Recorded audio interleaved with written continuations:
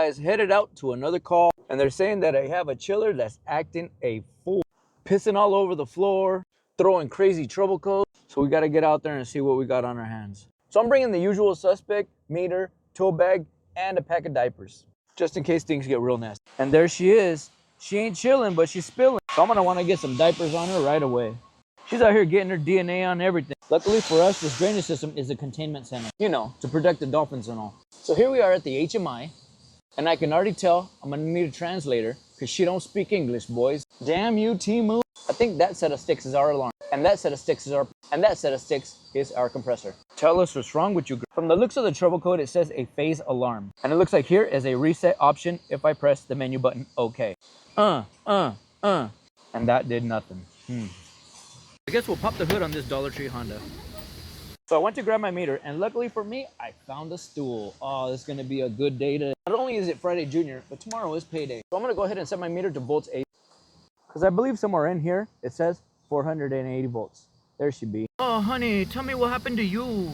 She's reading 480 on the top side of the contactor. A2B, A2C, and B2C is no good. So it would absolutely make sense to get a phase alarm if one of the phases dropped off. I guess I should have started at the source. That would have made more sense. They're not sending their best. Anytime you guys are troubleshooting, and as an absolute starting principle, always check your inlet voltage first. And ours is 485 on A to C. Let me check B to C, because that was a phase that dropped out on the compressor contactor. And sure enough, we have a phase out on the primary circuit breaker. I should have caught that right away, but I didn't even make it past high school. So it looks like our issue isn't even local into this cabinet, so we can pull out of here for now. Now I'm on the hunt for the voltage supply source. Into this junction box, out of this junction box, over to the other side of the world where the source plug is. And as you can see, we have some issues. Well, you wouldn't believe it if you didn't see it yourself. I'm gonna go ahead and pull her out and do a little voltage check on this receptacle. This is supposed to be a twist lock fitting, but nobody was twisting and nobody was locking. I'm gonna put one probe right here into my ground terminal, and then I'll use the other probe to check all three phases. 277, 277. Well, I suppose this is why they pay me the big bucks. But to be honest with you, I would have loved to have a little bit more fun with her.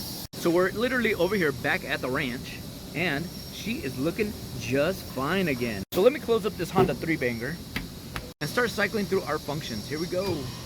Pump is on, boys. So I'm gonna let that pump run for just a second so I can go and scope out this leak. And I'll be using another Temu special to look for the leak, this handy dandy flashlight. So I'm looking at the impeller side of the pump, and I don't see anything slinging anywhere. But they do have some containment under her, so I'm gonna go ask about that. And look what I gone and did. I started a leak all over the floor. I guess I should have opened up this valve before I started it. Oops, my bad. No, I guess that's something else that I'm gonna have to take care of. Not a bad thing, the work just keeps piling up. But on the bright side, they say the pump is not leaking. It's only when the unit shuts off that they get all the backflow, and that's what leaks all over the floor. I'm gonna go ahead and work on this leak that I created, because sometimes that's just how it goes. And if you feel like I did something wrong, go ahead and nail me in the comments. So now I'm gonna cycle on my compressor. Flashing, flashing, flashing. And right away, both of my condenser fans came on. So far, so good. Now our compressor has fully cycled on, and it looks like our temperature is lowering. Our pressures are starting to equalize. And I just keep thinking about this damn leak that I have to clean up. But on the electrical side, we're looking good.